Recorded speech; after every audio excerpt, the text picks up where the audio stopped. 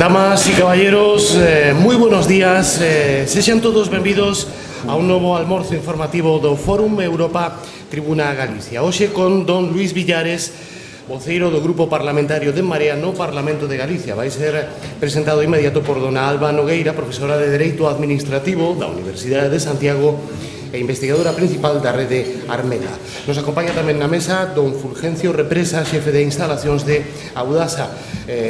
Lembramos que poden realizar ao longo deste almorzo preguntas ao noso convidado a través das cartulinas que teñan a seu carón, a súa disposición. Así que sen máis demora, agradecendo a súa presencia, ten a palabra doña Alba Nogueira, profesora de Dereito Administrativo da Universidade de Santiago, para presentar o noso canto.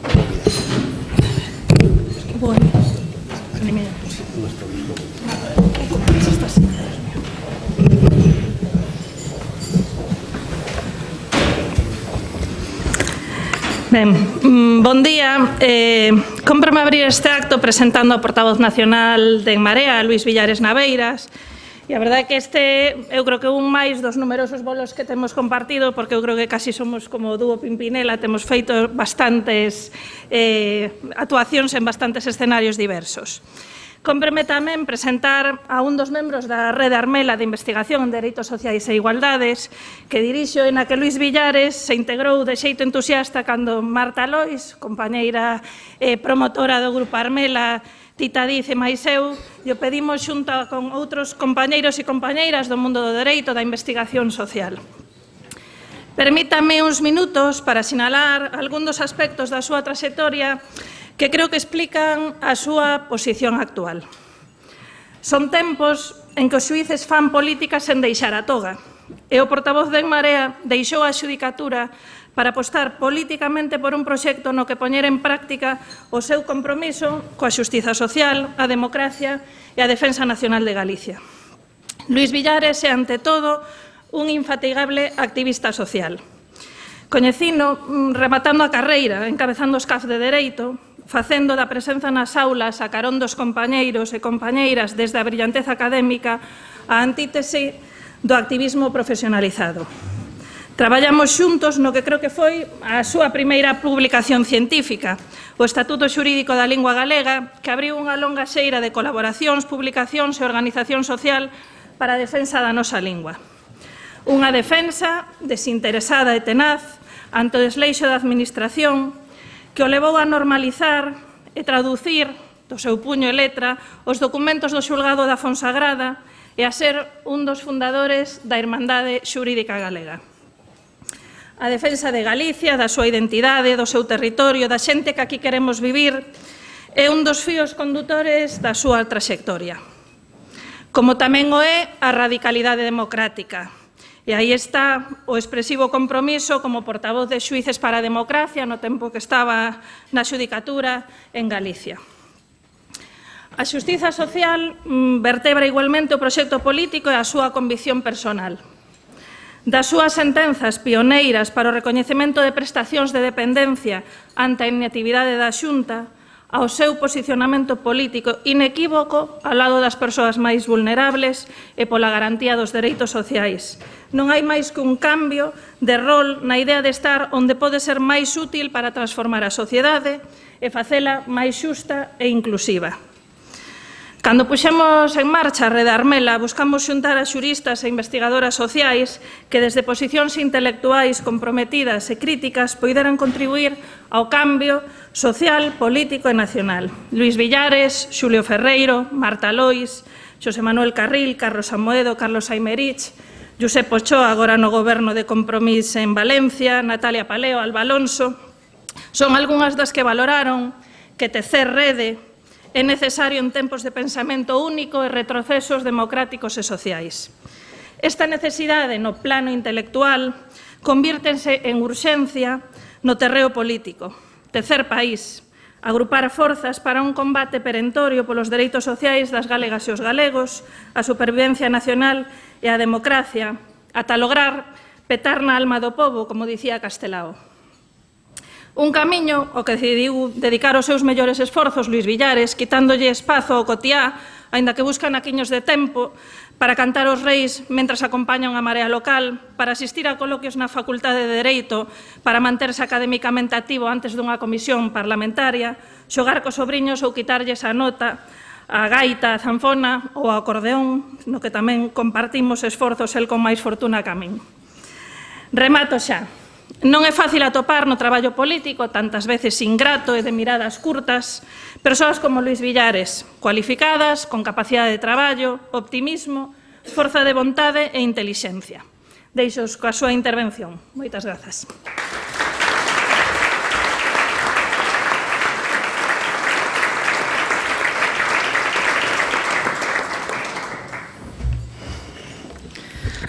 Bos días. Bueno, xa sabedes que os cafés estades invitados por Audasa, non? Eu ofrecíme a invitar os cafés a cambio de que les invitaran a peaxe, pero non houbo trato. Así que eles poñen o café e nos poñemos as peaxes. Ben, bo día, queridas amigas, queridos amigos. Quería comezar cunha pregunta. Como credes que se describirá a Galicia dentro de 50 anos? Hai unhas semanas, Xosé Manuel Pereiro describía no Luces unha entrada imaginaria de Galicia na Wikipedia, unha Galicia do ano 2068, e debuxaba un panorama desalentador, desolador de desaparición da nosa sustancia política, sociolóxica, lingüística e económica, todo cun pano de fondo que xa é recoñecible hoxe, o incontrovertido debalo demográfico. Realmente o problema nin é novo, nin debera ter ese nome, senón o de implosión do país. Hai máis de 20 anos, Manuel Rivas se refería a él como o impaís, ese lugar onde os galegos non queren nacer. Ese impaís confórmase con 3 categorías de cidadáns: as que non queren nacer, aquelas e aqueles que naceron non lles quedou máis remedio, pero que colleron a maleta porque foron expulsados, e aquelas e aqueles que non puideron ou non quixeron escoller as outras dúas.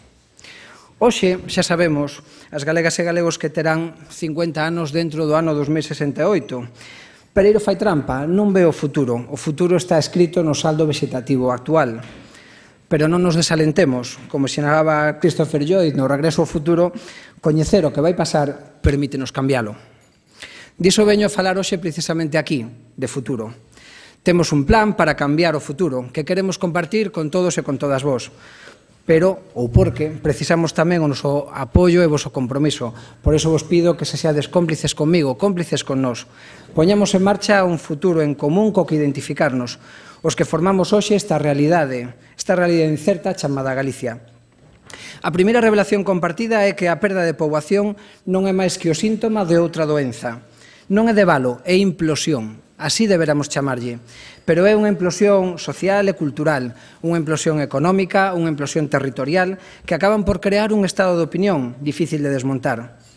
Poñamos un exemplo. En Santiago chove sempre. A ver quen levata este mito, verdad, alcalde? En Santiago chove sempre. Cando o estado de opinión é aquí non hai futuro, as galegas non queren vir e os que están queren marchar. E entón, con todas as implosións, xorde o debalo demográfico. Visto o presente, realmente sucede en Galicia que todos temos o don de ver o futuro. Esa imaginación que todos temos é a expectativa. Na vida, igual que na economía, as expectativas determinan a realidade. Dá igual que en realidade en Santiago non chova sempre. A xente vaise comportar como se en Santiago chovese sempre, porque a súa expectativa é que sempre está chovendo. Logo, a nosa función será combater este negativo estado de opinión. E como? Pois creando unha realidade onde haxa unha expectativa de futuro. Fagamos unha enquisa desas que fai o goberno imaginarias, e preguntemos aos que non queren nacer por que non o fan. Porque dos que xa naceron, dos que tiveron que marchar, as respostas máis frecuentes son a falta de confianza no futuro, a incertidume, a inseguridade e, en definitiva, o medo. Entón temos unha misión, temos que reverter o medo ao futuro en esperanza. Nunha entrevista hai uns días, a alta comisionada do tema indicaba que non hai recetas máxicas fronte ao debalo. Tal vez non, pero o que sí que hai son velenos políticos. Hai concretamente 3 velenos políticos que o favorecen, e son todos aqueles que introducen incerteza na vida da xente: a precarización, a discriminación e a insolidariedade. Non vos preocupedes, para cada veleno temos un antídoto. O primeiro veleno é a precarización das condicións laborais en Galicia. Traballar e non chegar a fin de mes, traballar e non salir de pobres. Iso sí que favorece o debalo demográfico. Dende 2014, o 89% do traballo creado é precario, que está definido pola súa temporalidade, por un salario ata un 30% menor e por unha máis alta taxa de siniestralidade. Pero isto xa o sabíades, non? Tamén saberedes que segmento é o máis golpeado por esta especie de dictadura do precariado. Sí, efectivamente, a xente moza, precisamente a xente moza a que lle pedimos tamén que teña fillos. O máis urxente, se queremos cambiar o estado de opinión, é inverter esta tendencia. Lembrades da escola o can de Pavlov, se o primeiro que aprende unha persoa, unha moza, que ten nome de muller, que é preciso encadear 11 contratos de media para traballar un ano seguido, esa persoa aprenderá que aquí non hai futuro para ela, e menos aínda para os fillos que quixese ter. Non hai que ser moi áxiles para adiviñar que as reformas laborais que precarizan as condicións de traballo son veleno para a demografía, que a nosa rapazada non quere inxerir. Por iso, moitas delas e moitos deles collen un avión a Edimburgo, como o meu propio irmão, ou a Londres, buscando un futuro mellor que o que aquí lles ofrecemos. O segundo veleno é a fenda salarial entre mulleres e homes, veleno demográfico puro. O Sindicato de Técnicos de Facenda revelou esta mesma semana que existe un 29% de diferenza salarial pola realización de traballos análogos. A expectativa da muller na perda de oportunidades laborais tras a maternidade, unido a menor remuneración salarial previa, determina unha incerteza no futuro que é irresoluble nestas condicións e que o Goberno non quere cambiar. E digo que non quere porque, parafraseando a M. Rajoy, máis ben preguntado el mismo por este tema, a súa contestación foi: non nos metamos en eso. Sí, metámonos. Metámonos contra o machismo que subxace nas súas palabras e metámonos en como a súa abstención condiciona negativamente o futuro das mulleres, que é o de toda a sociedade, e todo isto xa ao marxe da idea de maternidade. Eu anuncio vos que sí, que nós estamos implicadas na loita pola igualdade, que é a loita pola dignidade, por ser persoas. Facer efectiva a igualdade tamén é corresponsabilizar a ambos proxenitores, a ambos no caso de existiren. Non esquezamos hoxe en día a importancia da maternidade sen parella. Compre que ambos teñan acceso ao permiso por paternidade ou maternidade e que sexa máis extenso, porque eles son os primeiros membros de toda esta comunidade que deben alumiñar os que agora queren nacer ou dos que agora non querían nacer. Todo o que non fagamos na casa teremos que facelo nesas escasas garderías de 0 a 3 anos. O terceiro veleno político é a insolidariedade con quen se arrisca a nacer. Facer pasar por benestar políticas que non o son, como os obsequios a natalidade ou as axudas económicas. O que o Goberno chamou Caixa Finlandesa é unha broma de mal gusto ante a magnitude do problema da implosión social. Desexamos un goberno que dispense un sistema educativo público que arroupe os nosos menores, que os forme non só en coñecementos, senón tamén en valores, que nos especialice sen deshumanizarnos e non nos desgaleguice, con horarios que permitan aos pais e nais conciliar os tempos de traballo, tanto nos espazos urbanos como no rural. Se o medo ao futuro é un medo fundamentalmente económico, compre trasladar a idea dun sistema social e dun sistema social e fiscal máis xusto e solidario cos que teñen que convencer os galegos e as galegas de que nazan. A solución francesa, por exemplo, é calcular a base impoñible do IRPF tomando como referencia os ingresos totais e divididos entre todos os membros da unidade familiar, sendo o seu resultado o que determina a base impoñible. Desta forma, o conxunto da sociedade reparte o esforzo fiscal duns galegos que, por outra parte, deses galegos que están por vir, que, por outra parte, están chamados a ser os cotizantes de mañá, os cuidadores de mañá, en definitiva, a familia que mañá cuidará dos que hoxe se preguntan onde van os nenos. Esas que farán viable o noso sistema de pensións. De novo, un doado exercicio de futuroloxía, pero que permite ao conxunto da sociedade ser protagonista da crianza dos seus fillos e fillas. A creación dunha realidade que modifique o estado de opinión é realmente a creación dunha complicidade colectiva, porque é todo o país o que arroupa, fronte á idea de implosión demográfica, a explosión de esperanza. Imaginádevos, Galicia como lugar onde apetece nacer, como o lugar de donde non apetece marchar. A explosión de esperanza consiste entón na creación de benestar para o conxunto da sociedade, na satisfacción de dereitos básicos, un benestar que crea condicións de oportunidade para o relevo xeracional, que faga realmente libres para escoller as persoas que queiran exercer a súa paternidade ou maternidade.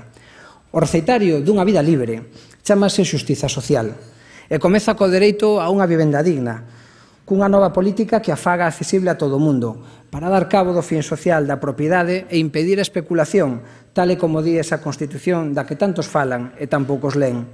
Que é o que se fai agora? Mentres a xente busca desesperadamente vivenda, lembremos, segundo o Consello Xeral do Poder Xudicial, 2.600 desafiuzamentos en 2016, datos oficiais en Galicia, hai pisos baleiros en poder da Sareb, ese banco malo, que nin benefician aos que o ten, nin axudan a quen os precisa. Canto aluguer social e canta xente nova se perde por decisións así. Canta perda de expectativas de futuro. A xente ten 31 anos de media cando consigue emanciparse do fogar familiar. E para ter ese fillo ou filla único que van ter na súa vida, segundo as estadísticas, a media de idade está en 32 anos. É casualidade a relación entre emancipación e o primeiro fillo, ese único fillo. É evidente que se tes que vivir cos pais, non podes pensar nos fillos. Vivenda e fogar non son sinónimos, porque o segundo transmite calor. Por iso é fundamental o noso compromiso contra o que se deu en chamar a pobreza enerxética, que non é máis que unha manifestación de pobreza. Lembrade, 25% de tasa de pobreza ou de exclusión social en Galicia. Que 138 persoas fosen atendidas por hipotermia nas súas casas durante este mes de xaneiro en Galicia revela o problema do que estamos falando. O Goberno di que reduciron os fondos para o bono eléctrico en 2017 porque non tiña demanda suficiente. Omitiu, eso sí, o Goberno, que o bono había que solicitalo por internet. Xa sabedes, a xente excluída, deben pensar eles, é esa que non ten para quentarse, pero que anda con wifi na casa. E é que ao final a creación de expectativas recondúcese a unha idea maior e mellor, que é a de cuidar da xente. Un proxecto político debe ser unha escala nacional dun proxecto familiar, sempre orientado ao ben común, cuidar de todas, traballar para todos. O importante é poder asegurar o futuro onde o básico estea cuberto. Por iso a xente é tan sensible cos recortes na sanidade, que é o servizo que nos garante a vida e a saúde. Non se entende como negocio. A xente non quere compartir a súa saúde co lucro das empresas. E fai ben. Mágoa que o Goberno non teña ese sexto sentido de que dispoñemos as galegas e galegos. E si, falo do sentidiño. Como lembra a economista Carmen Castro, todos estes paus que estamos tocando conforman a economía da igualdade. E como sinala outro estudioso na materia, Gonzalo Rodríguez, as funcións de gasto público que se ocupan de garantila por medio da extensión do benestar ascenden nos países do norte de Europa, tan apreciados pola clase política para exemplificar os bons gobernos, a un 40% do PIB, moi por riba da eurozona, que está no 32%, e, por suposto, a anos luz de Galicia, cun 26%. Quedémonos con esta idea. Non hai dereitos sociais sen orzamentos sociais. No ano 78 propuxéronos un trato e aceptamos. Aceptamos porque viñamos dunha situación de maltrato, e non é unha forma de falar. Trato que ratificamos en 1981 en forma de Estatuto de Autonomía. O trato era razonable, o trato era aceptable para aquel momento porque nos permitía recoller sobre o papel unha serie de dereitos sociais e liberdades civís que melloraban as nosas vidas. Daquela, cabe preguntarse cal foi o problema. O constitucionalista Prieto Sanchís diagnosticou en 2008 como unha desmaterialización dos dereitos o que o profesor Beiras describira 2 anos antes como a cáscara baleira ou se referir á Carta de Dereitos Sociais da Constitución e o Estatuto de Autonomía. Ambos converxían nunha mesma idea. Os dereitos proclamados non se estaban cumprindo. Houbera un mérito que fora escribilos, pero a trampa era que non tivesen eficacia.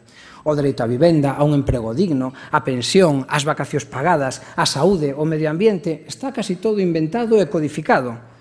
Pero os partidos que gobernaron foron creando leis que se interpuxeron entre nós e os nosos dereitos, de tal forma que nos impediron chegar a eles. Prieto dende a Academia dixo: hai que reler eses dereitos e expulsar toda a lei que nos impida facelos reais. O que algúns, exercendo como xuíces, levamos a sentencias con nome de rematerialización de dereitos, é dicir, dotándos de contido, encher o baleiro deixado por eses gobernantes. Agora ben, ter un papel que recolle un dereito e que ese dereito non se cumpla indigna a calquera. A veces hai un estado de opinión creado de que os galegos e as galegas non somos moito de protestar, pero non é así, só que nos reservamos para as ocasións. E indignámonos hai uns anos. Indignámonos de novo porque tiñamos un trato. Os galegos somos moito de tratos, é de respetar os tratos. E ese trato non foi respetado. Ese trato non foi respetado e tivemos que facer moitos sacrificios mentres víamos que outros vivían ben a nosa costa. E non hai veleno máis grande contra a demografía que os sacrificios en benestar, como amosa a curva cóncava da natalidade ou a curva convexa da emigración nos últimos anos. Acaso pensabades que non había máis indignados que os das plazas? Eses os que Beiras exhortaba a desobediencia. Indignadas e indignados tamén eran os galegos e galegas que se negaron a nacer. Que acto máis grande de desobediencia pode haber que negarse a nacer? Os nenos pequenos, cando non queren algo, dicen, non vou. E os nosos nenos dicen, non veño. É un drama. E eses máis de 200.000 menores de 35 anos que deron o portazo e se marcharon coa mochila ao lombo. En todo caso, ningunha descuberta, como retratar a Castelao, en Galicia non se protesta, emígrase. Dicía Stefan Hessel que a ética cidadá non se debe estancar na indignación, senón que debe avanzar cara ao compromiso, precisamente por eses valores que defende. A ética republicana debe aspirar a construir un modelo social xusto, onde a xente teña expectativas de futuro, onde as galegas queiran nacer, onde os que marcharon queiran volver. Isto require decisións económicas que garantan estes dereitos, require investimento social. Nós non dimos chamar gasto, porque o que investimos ten retorno en forma de benestar, de dignidade, de felicidade, sí, de felicidade, que é un ben inmaterial, pero o que se chega tamén por medio de cousas materiais. É certo, tal vez a saúde ou a vivenda non dan a felicidade, pero a súa ausencia afástanos dela e fainos infelices. Pero bueno, que ninguén tema porque falemos de investimento social, porque tamén aquí temos plan para obter recursos para dinamizar a economía e para crear riqueza. Iso sí, que ninguén nos espere en determinadas renuncias, como a renuncia ao I+D, a renuncia ao territorio ou a renuncia a vertebrar o país. 3 renuncias ás que me refiro agora. Esta semana coñecemos que a Xunta de Galicia vai destinar 400.000 euros do I+D a pagarlle a Avogacía do Estado a súa defensa nun arbitraxe privado e internacional no preito pola mina de Corcoesto. Aprendamos o que non facer. A megaminería como proxecto de depredación que xera baixo valor engadido e alto custo ambiental, que exixe un territorio despoboado, que non decidirá un tribunal estatal, ni se poderán invocar leis que tutelan o ben común, e que se fai pagándolle a outros cando temos servicios xurídicos propios, detraendo fondos para investigación e desenvolvemento do noso país. En Marea xusto, somos isto, pero ao revés. Hoxe cúmplense, por outra parte, 40 anos non, 4 meses, 40 anos se cumplen foi pouco de outra historia, 4 meses da vaga de lumes, unha mostra de implosión territorial, e por iso ardeu o monte. Non hai abandono do rural, hai abandono do país. Todas as cidades perden poboación activa. Non hai deserción, hai expulsión. O colapso é territorial, non forestal. Por iso, cos lumes ardeu Vigo. E por iso a solución ten que ser territorial, non forestal. A empezar por un territorio vivo, ocupado por xente. Fáganse esta pregunta comigo. Quen quere vivir sin médico? Quen quere vivir sen escola cerca? Asegurar servicios en todo o territorio fixa a poboación. Pechar escolas, suprimir áreas sanitarias, afasta a xente. É unha loita paralela demográfica, son o demos e o topos, enfrontados ao tánatos. Tomás Moro deixou aberta a porta de se a utopía era o non lugar ou o bo lugar. Os galegos e as galegas temos claro que para que haxa lugar ten que ser un bo lugar, un lugar onde poder vivir con dignidade. Compre tamén un novo modelo forestal multifuncional con aproveitamento do sotobosque e con recuperación da superficie agraria abandonada, que ademais de servir de contalumes e defender os núcleos de poboación, proporcione maiores rentas que os cultivos forestais. Todo isto, evidentemente, aderezado cun modelo territorial e urbanístico máis compacto que relacione armónicamente os elementos humanos e naturais dende o complexo ecosistema que chamamos Galicia. Queredes outra receta milagreira para a cohesión territorial? Desenvolvemento das áreas urbanas e metropolitanas, mancomunando servizos, facendo as cidades máis accesibles, tecendo redes de transporte público con cercanías e trens que nos aproximan entre as cidades e vilas de Galicia, non obras faraónicas que non achegan benestar e só benefician a quen as construe. Falando de ferrocarril, en Marea non nos resignamos a ser excluídos do corredor atlántico ferroviario de mercadorías. As decisións inxustas de Madrid e o silencio cómplice de San Caetano fannos perder competitividade empresarial, viabilidade para os nosos portos e o desenvolvemento laboral do noso tecido productivo. De novo, veleno demográfico. No que a Estada se refire, teño que dicilo, non é aceptable para Galicia a sangría económica que para familias e empresas supón a peaxe da P9 e que resulta inevitable porque é unha infraestructura estratégica de comunicacións. A obra está sobradamente amortizada e o mantemento da concesión é contrario ao interese público do noso país, polo que En Marea propuxo abertamente a xestión galega da concesión e a súa reintegración para o público. Ningún interese particular debe estar por riba dos intereses xerais. E como non nos resignamos a este impaís, desde En Marea consideramos necesaria unha política económica que desenvolva unha estrategia industrial vinculada ao territorio a través dunha administración pública comprometida para que Galicia sexa quen de competir nos sectores con maior valor engadido da cadea. Primeiro, desenvolvendo un sistema de innovación que teña efecto sobre toda a economía do territorio e non que fomente a innovación en empresas illa. Segundo, actuando especialmente nos campos que sustentan investimentos estratégicos en infraestructuras científicas e tecnolóxicas para a competitividade industrial, como o caso das políticas de clúster. Terceiro, dando prioridade aos grupos de investigación que traballan en proxectos tecnolóxicos empresariais de longo prazo de profundidade científica. Cuarto, apostando pola compra innovadora, pero de forma intelixente e transparente, que saibamos a onde van os nosos recursos e se son eficientes. Quinto, captando investimento estranxeiro. Non podemos consentir que hoxe só o 0,8% do investimento estranxeiro veña a Galicia. Disminuindo, sexto, os custes non laborais das empresas, principalmente os enerxéticos e os financeiros. Sétimo, promovendo unha política industrial que faga despuntar os nosos sectores estratégicos. Por citar só algún deles, que faga da transformación alimenticia un sector relevante e non testemuñal. Non queremos só vender leite, queremos tamén vender iogures. Que todo o sector da alimentación sexa como pesqueiro, listo para comer. Queremos ser praza de abastos, non só granxa. E segundo, un polo automobilístico, promovendo a competitividade a nivel mundial e cooperando co norte de Portugal. Octavo, e falando disto, promovendo a Eurorrexión, debemos afondar na cooperación co norte de Portugal, trazando estrategias conxuntas en materia industrial, tecnolóxica e de infraestructuras. Noveno, favorecendo unhas condicións laborais e un comercio xusto na produción e na transformación, tanto no sector primario como no industrial, promovendo os mercados de proximidade e cuidando o medio ambiente. E décimo, tendo conta, finalmente, sí, do sector financeiro, o IGAPE precisa ser reformulado, dotado de outra orientación e obxectivos seguns criterios de actuación máis definidos. Ben, con este presente e cas directivas europeas, doado é saber cal é o futuro. O futuro é este, non pode ser outro, mellorar colectivamente as condicións materiais de vida e de produción. A xente motivada e feliz, a que se sente segura, é a que toma decisións vitais que aseguran o noso relevo xeracional. É a que emprende sen medo a perder, é a que quere volver, é a que quere nacer. Podemos escalar, aínda estamos a tempo, postos en Europa e ser modélicos. Falamos durante estes anos do milagre irlandés, falamos do milagre portugués. Por que non un milagre galego? Os galegos e as galegas xa demos moitas badaladas ao longo da nosa historia, moitas delas fora desta terra. Por que non dar aquí unha que se escoite en toda Europa?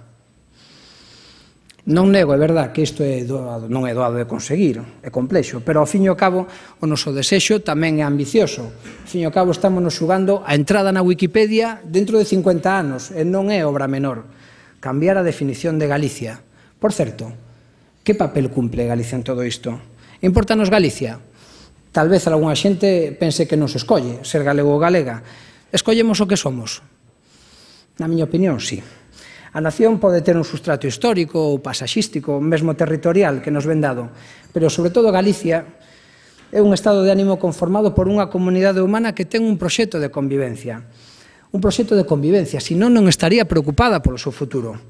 E só nos preocupamos por aqueles que nos importan, polo que, no fondo, manifestamos un vínculo afectivo. Daquela Galicia, como proxecto colectivo, que se preocupa polos seus é como unha gran familia. A fin de contas, calquera familia é un pacto de convivencia, e de conveniencia tamén, é verdad, forxado por vínculos afectivos e que busca satisfacer o ben común de todos os seus membros. Porque somos familia, porque temos vínculos, porque nos preocupamos polo futuro común, somos unha sociedade que ten un proxecto común. Podedes chamarlle nación, se queredes. Este proxecto común ten no político unha imaxe, a soberanía. A capacidade de autogoberno posta ao servicio do ben común. Lembrade, as familias non deixan a ninguén atrás, non deixan a ninguén fora da mesa. Nós, como país, tampouco. Por iso, un proxecto político que valla a pena, ou como dirías es, que valla a alegría, ten que basearse na xustiza social, na solidaridade de todos os seus membros entre sí e interxeracionalmente. No económico, como proxecto común e solidario, debemos aspirar a unha economía social, da igualdade, dos coidados en sentido amplo, cun sistema de financiamento xusto, baseado na soberanía fiscal, na suficiencia de recursos para garantir os dereitos dos que somos responsables e afincada no principio de cooperación no espacio estatal e europeo para garantir un solo de ingresos mediante un sistema fiscal que nos homologue a media europea. Remato. Baixo o nome de debalo demográfico agóchase unha implosión social, económica, territorial e mesmo democrática que ocasiona a perda de poboación para o noso país. O meu desexo hoxe é que saísemos de aquí pensando que o futuro está aínda por escribir e que dependerá de se somos quen de chegar a un novo trato. Un novo trato entre nós, non entre elites políticas ou económicas, senón un novo trato cidadán, que saíamos compartindo a idea, a sensación, de que o futuro depende das nosas decisións e que estamos decididas a reverter o tópico resignado de que aquí non hai futuro. Nós vimos hoxe que sí, o emprego, a igualdade, os servicios públicos, a xustiza social, o desenvolvemento económico, a cohesión territorial son as chaves que nos permiten imaginar un futuro mellor. Queredes acabar coa implosión do país? Daquela eu propoñovos un trato cidadán, o emprego das nosas institucións políticas e económicas ao servizo do benestar. Da implosión demográfica a explosión de vida, polo camiño da igualdade e dos dereitos. E en que se podería concretar este pacto?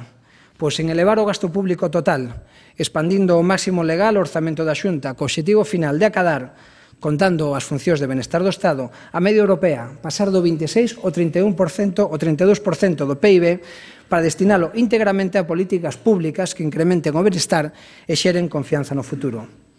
Facendo un uso afectivo da nación e efectivo da soberanía. Isto é máis que un programa de goberno. Isto é un desexo compartido. É o meu desexo de país que comparto xe con vos para, entre todos, entre todas, gañarlle a guerra a Tánatos, cultivando esperanza. Só con confianza no futuro as galegas e galegos se animarán a nacer, a non marchar ou a volver. De nos depende. Moitas gracias.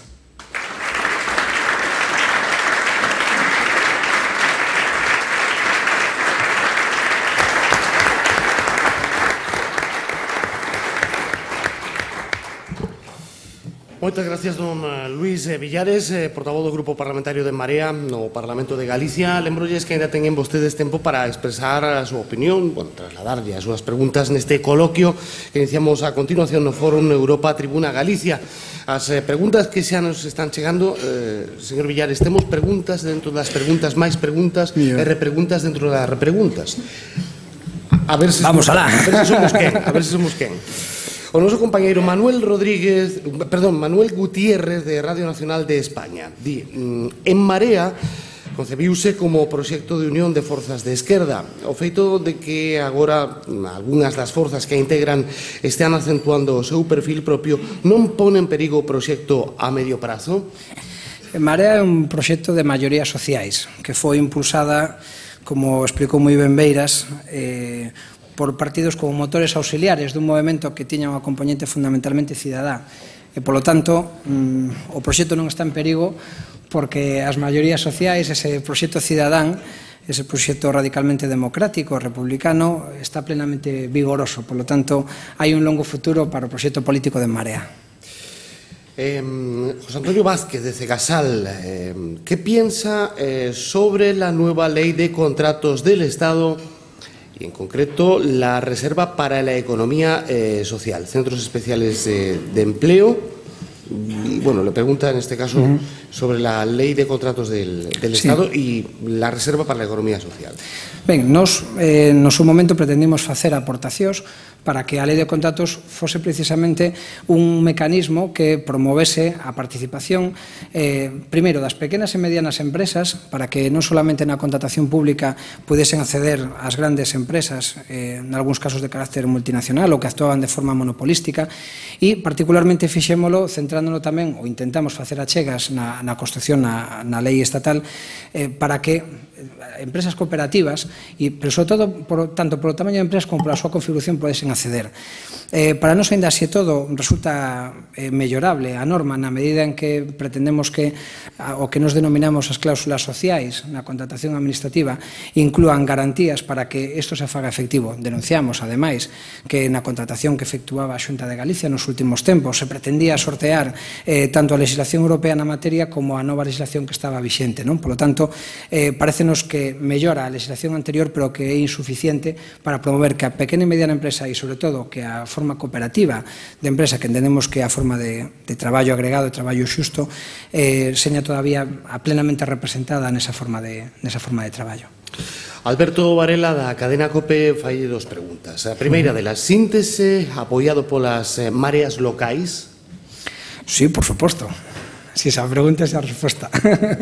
E como é a relación con Esquerda Unida? Pois moi boa. É unha relación estupenda, igual que co resto dos compañeros e das correntes de opinión que conforman hoxe en día en Marea. Guillerme Fontán lle traslada a seguinte pregunta. Respecto á defensa das pensións, cal son os plans de candidatura de En Marea? Bueno, despois outra pregunta, vamos por partes. Co tema das pensións suceden varias cousas, non? Claro, se a forma de soster as pensións son as cotizacións, é necesario aumentar as cotizacións, e iso faise de dúas maneiras, aumentando o número de cotizantes e aumentando a cuantía concreta de cada cotización. Para iso necesitamos máis xente traballando e necesitamos que a xente teña salarios máis elevados. Ter salarios máis elevados beneficia a quen os cobra, pero beneficia ao conxunto da sociedade. Tamén beneficia aos pensionistas, evidentemente, pero algo que dinamiza a economía. Está relacionado tamén co que agora estábamos falando, non? A creación de expectativas de futuro tamén está relacionada con eso. A promoción do propio relevo xeracional está relacionada con eso. Por eso, ese dinamismo económico que promove tamén un emprego máis estable con mellores salarios é bon tamén para o sistema de pensións. Eso é o que nos entendemos que debe ser a base fundamental para a continuidade do sistema de pensións. Desde logo, se houvese que afrontar o problema ou abrir o melón de completar as pensións mediante o sistema tributario, mediante acudindo os impostos, habería que abrilo, pero nos entendemos que a día de hoxe temos unha forma aínda de remedialo de forma sostible no tempo mediante esta alusión que acabo de comentar as bases de cotización. Tamén lle traslada a Guillerme Fontán. Incrementar a recadación en base a incluir na cuota empresarial conceptos como o valor das importacións, as subvencións recibidas ou as inversións en tecnoloxía. Ben, é unha forma adicional de obter financiamento. Nós non queremos sobrecargar aos cotizantes, tanto na parte traballadora como na parte empresarial, pero nos entendemos que o fundamental é que aumenten esas bases e o fundamental é que aumente o número de traballadores para que tanto por un lado a base de cotización dos traballadores como empresarial fornezan recursos suficientes para soster o sistema. Miguel Quinteiro ten moitas preguntas. Vamos por partes. En Marea, como se vai recoller as peticións populares para debatilas e cumplilas? E como as persoas votantes poden participar no proceso? Ben, podemos actuar a varios niveis, non? A nivel municipal, as localidades, as cidades onde gobernamos, puxemos en marcha mecanismos participativos para que a cidadanía poda de forma máis activa participar na toma de decisións. Unha delas, aquí mesmo no Concello de Santiago, son os orzamentos participativos. Outra delas son os programas que en Coruña ou en Santiago se implementaron de escoita directa por parte do equipo de goberno de toda a cidadanía.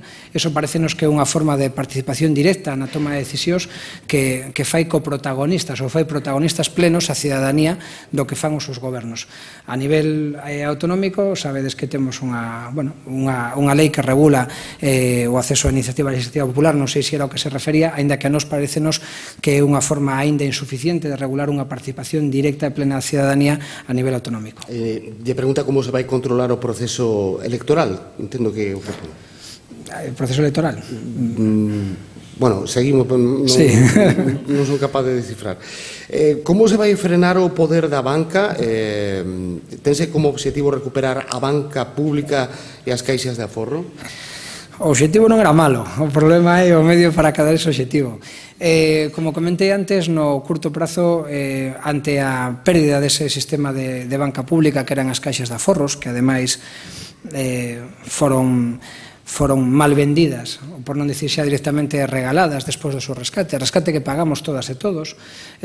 Sabedes que o propio Luís de Guindos recoñeceu a nivel do Estado que o rescate á banca, que supuña unha inxección de cerca de 100.000 millóns de euros, creo que foran 70.000, de lugar a que 38.000 millóns de euros se desen por perdidos. Por lo tanto, hai unha transferencia non recuperada e non recuperable dese diñeiro. Ben, pois fronte a ese verdadeiro fraude. Dicimos fraude tamén porque ao pequeno empresario, ao traballador, ao emprendedor, a xente que iniciou un proxecto laboral, un proxecto empresarial, nin de lonxe a lei de segunda oportunidade supuxo o regalo que supuxo para a banca, non? Fronte a iso, no nivel inmediato, o IGAPE ten que funcionar como unha verdadeira banca pública, unha institución de crédito que faga fluir o crédito a proxectos que teñan viabilidade do noso país. Precisamente, bueno, pues tamén fai unha pequena reflexión, para coñeceros a súa opinión respecto á paralización das privatizacións dos servicios sociais, as pensións, a seguridade social e a educación.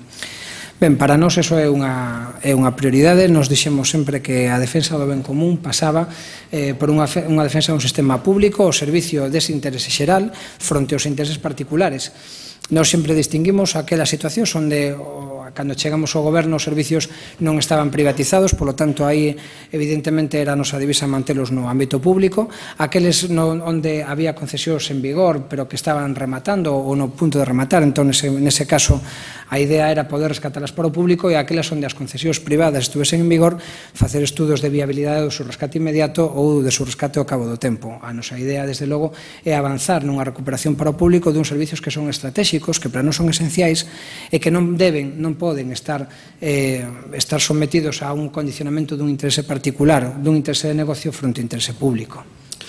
Mari Carmen Durán, do Seminario Galego de Educación para a Paz, di a desconexión entre as necesidades cívicas e os dereitos xenera alteracións sociais máis infelices, non hai paz sen xusticia. Que sería o mínimo que se debería mellorar nos xulgados para non ir con medo, nos di entre comillas, e como acercar a cidadanía a participación social e a relación coas institucións? Ben, para non ir con medo de xulgado. Hoxe o que mete medo nos xulgados é a paralización despois de 8 días de folga, non?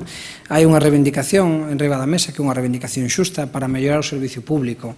É unha reivindicación na que, a pesar de que se nos pretende por parte do Goberno da Xunta indicar que é netamente laboral, a reivindicación salarial é solamente unha pequena parte das medidas que se propoñen, onde se propoñen, entre outras cousas, dotar máis medios á Administración de Xustiza, máis medios para facela máis áxil, máis eficaz. Supoño que un dos medos que ten a xente a enfrentarse á Administración de Xustiza é a lentitude estrutural do sistema de xustiza.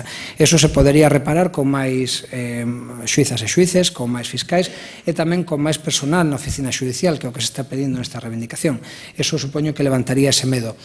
En segundo lugar, dende a Escola Xudicial xa hai máis dunha década que se leva intentando esa idea de accesibilidade ou democratización da xustiza tanto na linguaxe como nas formas como no fondo, non? Supoño que ainda hai moito medo ao rito cando se entra nun estrado, non? E se ve a todo o mundo vestido de negro ali cun formalismo, cun exceso rigor que non se corresponde ca vida en xeral, non? Apréndenos a moitos de nós e a moitas de nós na propia escola a facer a linguaxe accesible, que entenda todo o mundo as sentencias, porque ao final, cando vas a decidir na vida da xente, o menos que esa xente ten dereito a exixir é que entenda por que decides dunha maneira e non de outra.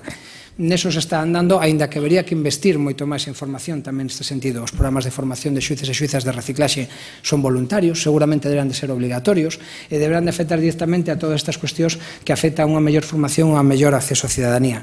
Había unha segunda parte da pregunta que era maior proximidade das institucións. Unha das formas de acercar a cidadanía ás institucións é facelas máis transparentes, saber como funcionan, saber como se pode acceder a elas. Temos unha lei de transparencia que entendemos que foi positiva cando se aprobou, pero que é moi insuficiente a hora de ver como funciona realmente a administración por dentro, e creemos que eso debería mellorarse. Mónica Rebolo da Radio Galega lle pregunta: En Marea apoia a renda universal básica e, de ser así, como se aplicaría? En Marea apoia neste momento unha modificación da Risga que avance cara a unha verdadeira renda de integración social, un papel que non está cumplindo neste momento. A idea dunha renda básica universal, polo simple feito de ser persoas, é unha idea que todavía estamos estudando, pero na que en tránsito cara a posibles formas que podan ser análogas a esa, nos leva a entender que neste momento o que é fundamental é unha renta que funcione verdadeiramente de inserción social, de inserción laboral, de inclusión, é dicir, que non funcione como un simple subsidio, sino que funcione como forma de integrar plenamente a aquelas persoas que consideramos que ainda están excluídas do sistema social xeral. Xavier Vence da Universidade de Santiago lle pregunta o seguinte: tendo en conta que a súa ambiciosa estrategia para unha Galicia con futuro, é preciso que existan forzas políticas soberanas na Galiza. Como imagina o panorama político galego a 10 anos vista e que papel prevé que xogue en Marea nese horizonte? Pois daqui a 10 anos vista vexo unha Marea gobernante, xa con 8 anos de goberno ás costas, cun espazo municipal consolidado tamén para o espazo das mareas, porque demostraron os 10 anos anteriores a súa boa capacidade de xestión. Vexo un país con futuro, porque todo depende de nós. Realmente o que pasou nestes últimos 5 anos foi a demostración social de que aquí non había nada decidido para sempre, e que, polo tanto, era posible mudar as cousas, de que era posible mudar as institucións e que as formas políticas podían cambiar, e o fondo político tamén, e era posible que nacesen cousas novas. O proxecto político de Marea é un proxecto no que aqueles que conformamos agora esta idea, este proxecto, pois antes estuvemos noutros sitios, antes vivíamos noutros lugares, e fomos capaces de encontrarnos porque a idea que nos poñía en común era o suficientemente forte como para traernos a este proxecto, non? En 10 anos, a idea é que ese proxecto seña máis sólido, máis coherente, máis forte, e que seña útil para o noso país. Desde logo, se considerásemos que non fose útil para as maiorías sociais, non tería sentido a súa existencia. Luciano Fernández, da Federación Galega de Dano Cerebral, lle pregunta: que políticas reais teñen previsto aplicar para resolver, ou alo menos aminorar, os problemas das persoas con discapacidade? Ben, advertimos un problema por parte do goberno neste momento, non? E a reducción que están facendo dos fondos destinados precisamente a determinados colectivos que estaban facendo unha grande labor neste momento, non? Estou falando, por exemplo, da Federación Down en Galicia, estou falando de APAN en Vigo, por exemplo. Vemos con preocupación que determinados colectivos ou determinadas entidades que están facendo unha labor fundamental de integración están sendo desplazadas das políticas públicas de benestar social. A nosa idea é evidentemente reverter iso. Nos orzamentos para 2018 en Marea propuxo un incremento das partidas orzamentarias en prácticamente 500 millóns de euros para investimento que iba destinado na súa totalidade a diferentes ámbitos da política de benestar. Unha parte tamén delas destinada para isto. Isto é negro sobre blanco na nosa proposta orzamentaria para 2018, que foi rexeitada a día de hoxe pola maioría gobernante, maioría que cambiará en 2020. María José Álvarez, da Federación de Autismo Galicia, lle pregunta: como se poden articular medidas para hacer efectiva la ley de dependencia y trasladar realmente los recursos que las personas con discapacidad y dependencia necesitan? Habla de plazas residencias, centros de día. Bueno, a nivel macro, o problema da lei de dependencia foi o recorte, o estrangulamento da súa financiación que se produciu nos últimos anos, ca sucesiva modificación dos decretos que desenvolvían a propia lei de dependencia, o cal deu lugar a que incluso moitos tribunais tuvesen que tutelar os dereitos das persoas que estaban en situación de dependencia e que así fora recoñecido, porque despois a Xunta de Galicia modificara os decretos para non atendelos, non? Por lo tanto, en primeiro lugar, é rexeitable esa reducción orzamentaria, porque é a reducción orzamentaria na parte máis débil da sociedade. Nós sempre dixemos, e aparte repetímolo constantemente, non? Hai unha propaganda institucional de que a crise xa pasou. Ben, pasou a recesión económica, pero a crise non pasou porque os dereitos que tiñamos antes de 2009 non foron recuperados. Tendo o mesmo PIB que en 2009, en 2018 superaremos o PIB de 2009, non temos recuperado os mesmos dereitos. Dentro deses dereitos forma unha parte esencial aquela parte de recursos que se destinaban tamén a financiar a lei de dependencia. Ben, nós queremos recuperar o benestar de 2009, queremos recuperar os orzamentos, a importancia do gasto público dentro do PIB de 2009. Recordemos que en 2009 chegaban prácticamente o 20% do PIB e agora está por baixo do 15%. Perdemos 5 puntos de PIB no orzamento galego e ese diñeiro se detraeu precisamente dos fondos de dependencia de benestar, da sanidade, é dicir, das funcións de servicios públicos que nos consideramos indispensable recuperar. Por iso os orzamentos de Marea para 2018 foron nesa liña. Por iso nos non comprendemos, non entendemos por que, habendo riqueza, como hai, como os datos macroindicadores dicen que hai, non se utiliza para transferir benestar, tamén particularmente a situacións como a que estaba comentando esta persoa que preguntaba, non? Ramón Sestallo de Kogami lle fai un futurible. Sí. Gobernando vostede na Xunta, o primeiro ano cal sería a grandes rasgos? As políticas sociais fala de copago, accesibilidade, etc. Imagino que, bueno, dentro do ámbito social, pero como sería ese primeiro ano de vostede na Xunta? Bueno, o primeiro ano e o primeiro día xa da primeira Xunta de Goberno en clave de xustiza social, necesariamente. Nos viñemos a política para asegurar e para ampliar dereitos da cidadanía. Algúns deles, o sea, ni siquiera é inventar nada novo, eran dereitos existentes, pero que, como comentaba antes, foron validados de contido. E entón, as nosas decisións de carácter social serán de carácter económico, en dotalas de contido para que os dereitos señan realmente dereitos existentes. Por lo tanto, ese primeiro ano iba a ser en clave de gobernabilidade social. Os primeiros orzamentos da Xunta de Galicia redactados por En Marea irían na clave deseñada durante estes dos últimos anos que fixemos no Parlamento. Non nos escondemos, entendemos que é necesaria unha reforma fiscal que consiga obter os recursos necesarios para poder financiar esas políticas sociais. Dixémolo antes aquí tamén, non hai dereitos sociais sen orzamentos sociais. Iso é algo que depende en primeiro lugar do noso sistema fiscal, pero depende tamén do sistema de financiamento xusto. Estamos agora, esta temporada, falando dese tema precisamente, non o escoitamos aínda a día de hoxe unha proposta do Goberno en materia de financiamento autonómico. En materia ten unha moi clara, baseada na soberanía fiscal, na suficiencia de recursos e na cooperación para asegurar un solo de ingresos. É necesario aproximarnos á media europea en materia de imposición fiscal. Non o estamos facendo, estamos 6 puntos por baixo e nos pensamos que hai que buscar os recursos alá onde existen. A función de redistribución de renta e riqueza que ten que facer a administración pública, que ten que facer neste caso a Xunta por medio dos orzamentos, é unha deixación de funcións que se está producindo neste momento e que nós estamos dispostos a remediar. Por suposto, é necesario tomar decisións valentes, pois tenemos que tomalas. Dos preguntas da mesma asociación, de Crohn, colite ulcerosa e ostomizados. A primeira delas, Víctor Loira, di o seguinte: somos conscientes de que as persoas con doencias crónicas non interesamos a sanidade pública. E lle pregunta, que medidas se tomarían para recuperar os medicamentos retirados do catálogo de medicamento e que pasarían de costar 6 euros a 67 euros? E como controlar estes desfases? Hai un matiz. As enfermedades crónicas non interesan a unha sanidade pública que se ve con ollos de negocio. Nos vemos a sanidade pública como un servicio público e que ten unha finalidade esencial, que é satisfacer dereitos. Satisfacer o primeiro dereito de todos, que é o dereito á vida e o dereito á saúde da xente.